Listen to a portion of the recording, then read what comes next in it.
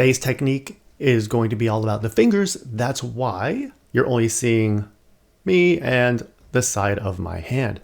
So we're going to be talking about how the hand should look to play piano and some of the reasons why you may have collapsing fingers. Let me explain what I mean by collapsing fingers.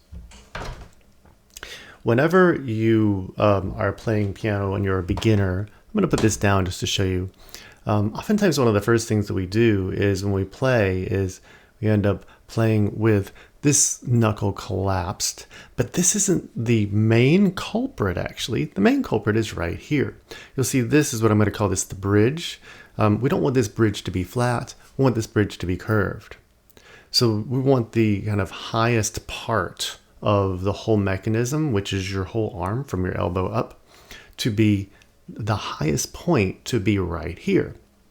So once you are able to bring this knuckle up, you'll notice that you have at least a little bit easier time of playing on the tips of the fingers. So one way to do this is just take a flat surface. Like if you have a fall board, great. If you have a real piano or a digital that has one of these, do this. If you don't, just do this on a table to start.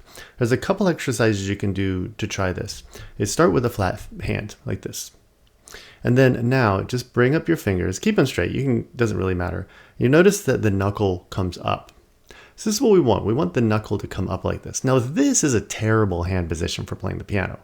So we do need it to curve. So while doing that, feel like you're brush stroking with it. Bring the fingers in. If you notice that the knuckle still does this, that means you're just kind of clawing at it. We don't want to claw at it. Make it like a simple, easy brush stroke. No pressure on the hand.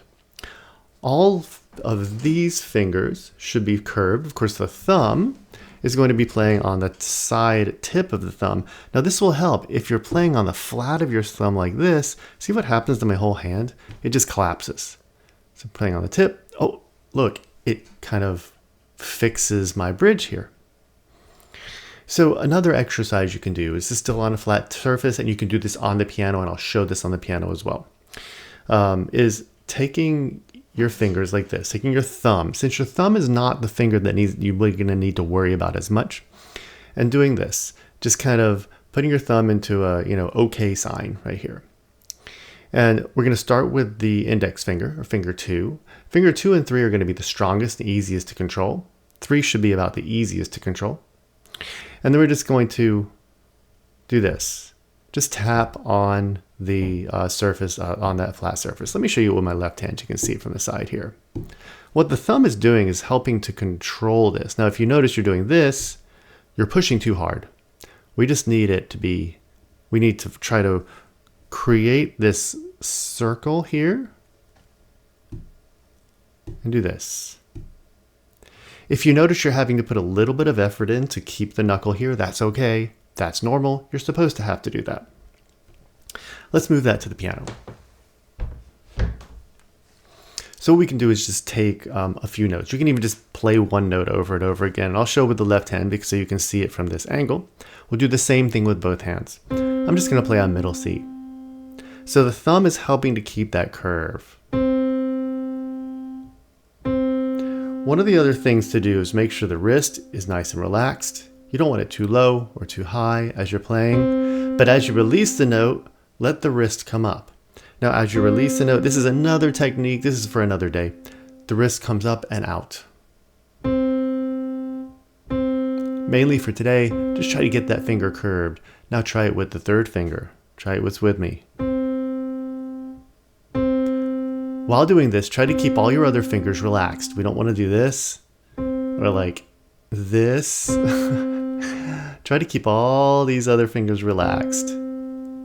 Now try it with the fourth finger, your ring finger. This is going to be the hardest one. Do this with each hand. Go back and do this with the other hand. If you're doing right hand now, try left hand in just a little bit. Now the pinky is going to be the hardest. Be careful doing the pinky. I'll show this with this hand. Because the thumb really does need to reach in there, and I don't want to have any awkward hand positions for this. Let me give you one more exercise, just very quick, is start with the middle finger, your third finger, and watch it. Just watch. Watch the bridge. Make sure this bridge is up here. And make sure that you stay curved all the way to the bottom. If the bridge is up and you're still doing this, you see the finger is bent there, just like gently encourage it. You can use your other hand to kind of reach in even and bring it in. And you're just retraining your fingers. This is going to take time. So know that this is not something you're going to fix in a day. But what this will do is give you more agility and more strength. So we're not just building the ability to create this bridge, we're also building muscle strength.